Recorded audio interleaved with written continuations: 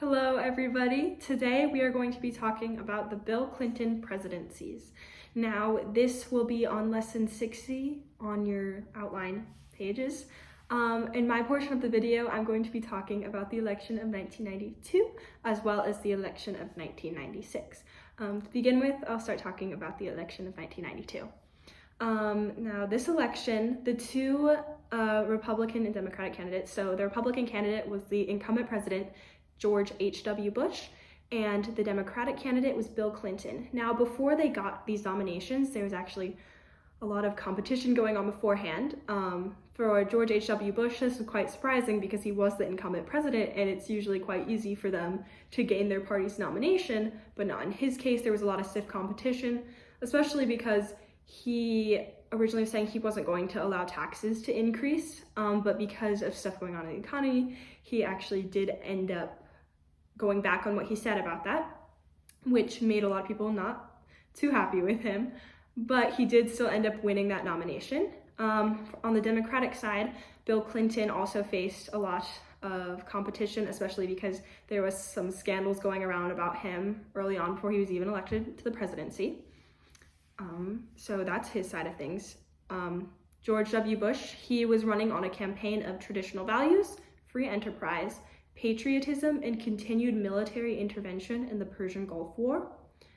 Bill Clinton was running on a campaign full of lots of progressive issues like abortion, social welfare, but he appealed to a lot of people because he used phrases such as "I feel your pain," which resonated with a lot of people. But things get a little interesting in the election when a third-party candidate, Ross Perot, starts to run. Now, he starts to appeal to a lot of conservatives who maybe weren't the most happy with Bush at the time. And he actually ends up getting a lot of their votes in the final election. So because of this, there was a split Republican vote, and Bill Clinton won 43% of the popular vote, Bush won 37.4%, and Perot won almost 19% of the popular vote, which is crazy considering he was a third-party candidate. But he didn't end up winning any electoral votes. So Clinton won with 370 electoral votes, and Bush ended up losing with 168 electoral votes, and this ended a 12 years of Republican control of the presidency, and that had been since Ronald Reagan. All right, so now we'll be moving on to the election of 1996. In this election, the nominees ended up being Bill Clinton and Bob Dole. Bill Clinton was Democratic and Bob Dole was Republican. But the beginning of this election ended up being a bit weird for the Democratic Party. So Clinton was actually expected to just stay a one-term president, and this was because of some missteps early on in his administration, as well as some acts that he passed that weren't necessarily the most popular among all Americans, such as the Don't Ask, Don't Tell Act, which you'll learn more about a bit later in this video. But he ended up gaining back some of his public support because of the Republican Congress. Now, the Republican Congress at the time was pursuing policies in an uncompromising and confrontational manner, and this was kind of giving the Republican Party a bad image, and it actually, what they were doing, forced two partial government shutdowns, which is kind of crazy, which is very unusual. But Clinton actually won a lot of public support for his more moderate approach to what was going on, so he, gained back some of his popularity. And then we move on to the Republican side of things. Bob Dole ended up winning the Republican nomination, but there was actually a lot of competition on that side. There was a lot of different people trying to win that nomination who had a lot of popularity among the American people, but Bob Dole did end up winning. Perot actually ran again in this election. He ran with the Reform Party, and he actually won 8% of the popular vote, which obviously isn't as much as he received in the last election, but it's still quite a good amount. But in this election, if you didn't already know, Clinton did win. He beat Dole with 49% of the popular vote. And actually, between these elections, only 5 states had switched their votes, like who they were voting for. And Arizona was actually one of those, and it was the first time they had voted Democratic since 1948. All right, so those were the elections of 1992 and 1996 in quite a bit of detail. But next you'll be learning a bit more about the Clinton administration specifically and all the different things that he did.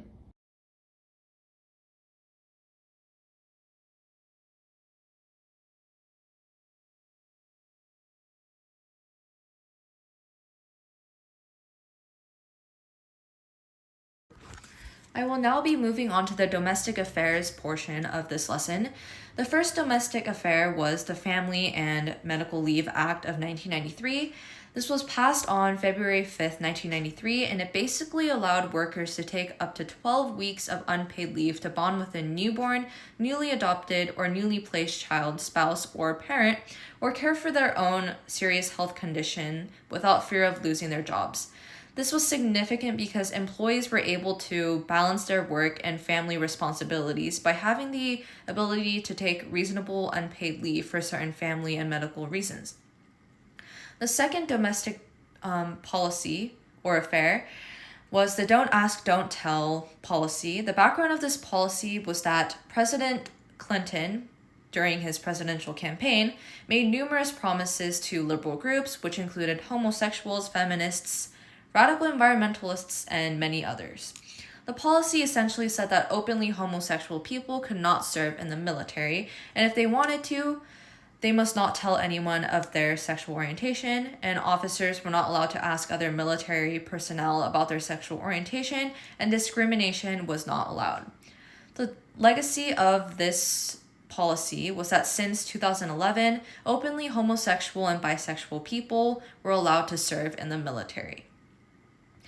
The third domestic affair is the ratification of the North American Free Trade Agreement. The passing of this agreement was due to the increased international cooperation and dependence between countries, in this case between the United States, Canada, and Mexico. Under this treaty, tariffs and other trade restrictions between the three countries were eliminated. An example of this treaty in effect was when Mexico was suffering an economic crisis, and when they requested American assistance, President Clinton ordered the U.S. Treasury to loan the Mexican government more than $20 billion for support. The final domestic affair was the passing of the Omnibus Budget Reconciliation Act of 1993. The bill stemmed from a budget proposal made by President Clinton in February, seeking a mix of tax increases and spending reductions that could cut the deficit in half by 1997. Basically, the act increased the top federal income tax rate from 31% to 39.6%, increased the corporate income tax rate, raised fuel taxes, and raised various other taxes as well. The bill also included $250 billion in spending cuts over a 5-year period. The legacy of the bill was that it helped the U.S. federal government to experience in 1998 its first budget surplus since the 1960s. Hello class, welcome to my backyard where it's getting stormy, and so we're going to see how quick I can get through this. We're going to dive into some of the Clinton scandals and some controversies he was involved in during his presidency. We'll get started with Travelgate, which was really the first ethical controversy in the Clinton administration. You can look in your outline and follow along with us. This occurred in 1993 when 7 employees of the White House Travel Office were fired, which was strange because typically executive branch employees would remain in their posts for a lot of terms and a lot of years, no matter what political party was in office or whatever president was there. But even though the president had these ability to terminate any of these employees and fire them without reason, it very rarely occurred. So this gathered a lot of attention. Well, when these employees were fired, the White House stated that these firings happened because financial improprieties, that's a particularly hard word to say, in the travel office were revealed earlier by an FBI investigation. There was messy files and disorganization in this office, and Clinton was rather dissatisfied. So when the Clinton administration began, one of the first things Clinton noticed was the chaos and disorganization of the White House Travel Office. The White House felt that the travel office was rarely investigated by the media due to close relations with the press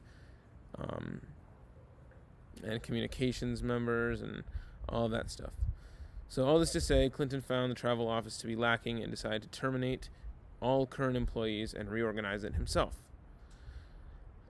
Critics saw these events differently. They believe that Clinton and friends sought the firings of these people. This font is very hard to read.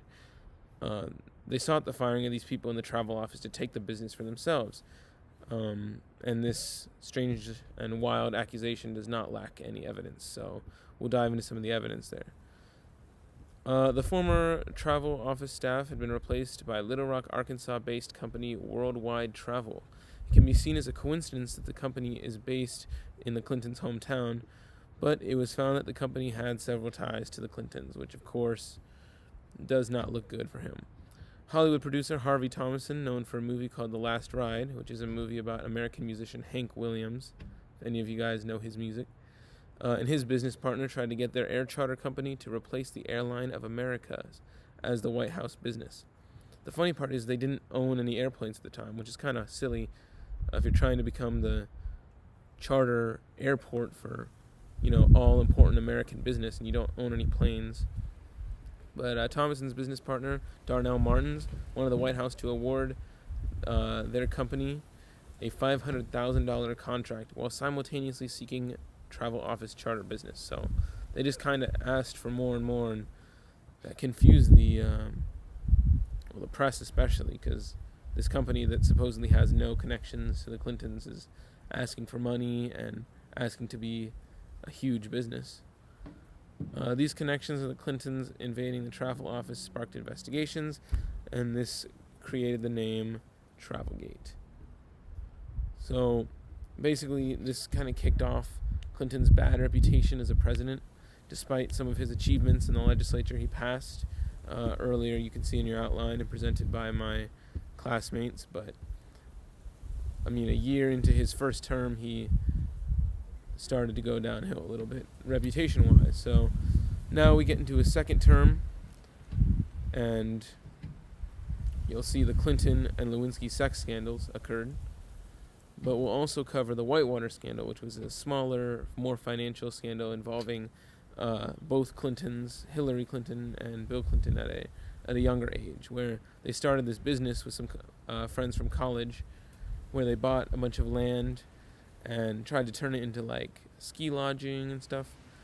This business turned into a huge failure due to a bad economy, which is pretty similar to the time Mr. Fredericks lost almost $30,000 in the NASDAQ.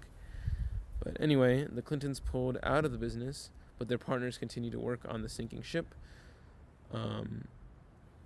They ended up committing a lot of financial crimes like fraud and tax evasion and other stuff, and it got them jail time and fines, but the Clintons kind of had their hands clean until Republicans found out that Clinton had a previous connection to the business, and it was exposed and became the Whitewater scandal, which took a pretty big toll on Clinton's reputation. They took the story public, making the Whitewater scandal mainstream. So the Whitewater Development Corporation, developed by Bill Clinton and some of his friends back when he was the governor of Arkansas, turned into a massive failure, which happens with some business ventures. And when the Clintons left, their partners committed a lot of crimes, and I guess in the end, Clinton was responsible somehow in the political scheme. Then we'll get into the last one, which is the Clinton-Lewinsky scandal, which happened during his second term and spanned a few years and really did a toll on the nation, as we're a country who's known for fair elections and the people choosing who's in charge of the country and upright leadership, which, in the time of Clinton, with all these headlines and national discourse, it's very hard to take our great nation seriously and our leaders seriously. So that's the detriment of the scandal. Now, of course, I'll explain it. In 1995, President Clinton got into a sexual affair with a 22-year-old intern named Monica Lewinsky. She was born in San Francisco and had moved to D.C. as an unpaid intern in the White House.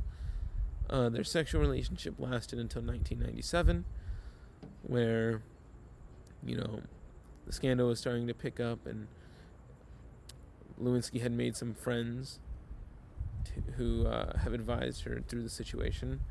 The scandal led to the impeachment of President Clinton, which was the second to occur in American history and the third total because President Trump was impeached previously. Lewinsky and Clinton met in the Oval Office and had numerous sexual encounters throughout the course of a couple of years. And during this time, she was relocated due to suspicions to the Pentagon, where she met a new friend of hers named Linda Tripp, who advised her to record conversations with Clinton. And then Linda Tripp had a friend named Lucien Goldberg, who encouraged Tripp to record her conversations with Lewinsky. Now, when this whole scandal broke out, the president denied ever having relations with Lewinsky, saying the famous phrase, "I did not have sexual relations with that woman." And he looked into the eyes of the American people and lied, which of course a few days later, whenever hard evidence was released, he had to retract his statement and say the opposite, which was that he did have a relationship with Miss Lewinsky. The whole thing went to trial, a case more commonly known as Clinton versus Starr, who was a lawyer who previously represented someone who accused Clinton of sexual assault in an earlier time. So Lucien Goldberg received these tapes from Tripp, who had recorded her conversation with Lewinsky about her relationship with President Clinton. And Goldberg shared these with this lawyer who was actively or previously fighting a case on behalf of a woman who claimed President Clinton had assaulted her, which obviously as he became president, we know how it is. She got a large sum of money and ended up being quiet. But in the courtroom during this case, tapes recorded by Lewinsky at the urging of course, Miss Tripp, and a blue dress stained with Clinton's DNA on it was submitted as evidence. Clinton later went on television again, of course, to state that he did in fact have a relationship with Lewinsky, and in the end this damaged the reputation of America's leaders and embarrassed the nation. So to relate this to current events, we see today, or rather in 2016, with President Trump in office, he was a blunt and coarse man who said things without thinking and has quite a large ego, which for some would overshadow the accomplishments in numbers that he had. So President Clinton, during his presidency, did some good things for the economy of America, but it's often overshadowed by opponents and supporters likewise that his actions while in office in terms of scandals and embarrassing the nation had overshadowed his success. But thank you guys for watching this lesson on time period 9. We hope you enjoyed, and yeah.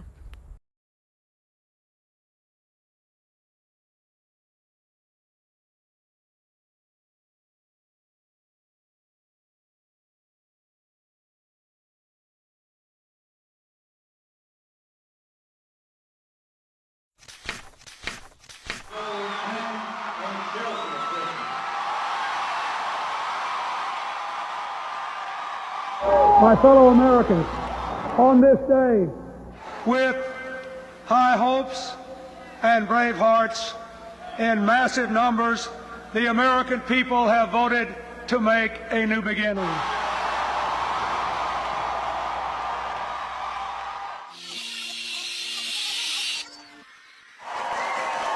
The people of this country are hearing Bill Clinton's message. They're deciding to help the Clinton board ticket change this country and get our country moving forward in the right direction. What's your name? My name's Kyle Demers. How old are you? 8.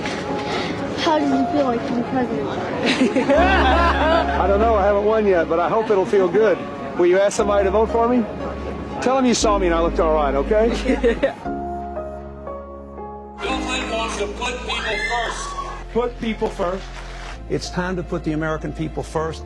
to invest and grow this economy. People tell him things they don't tell anybody else. This is not unusual. And I think part of it is because they recognize somebody who has had honest struggles in his own life. And so when someone says something to him, he doesn't brush them off. He doesn't look beyond them. He listens to them. He will listen, and he will care, and he will try to help.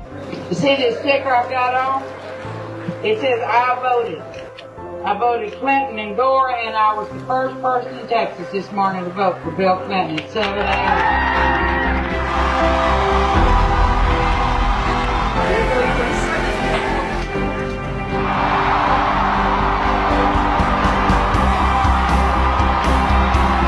This election is about change. Change in our party, change in our leadership, change in our nation.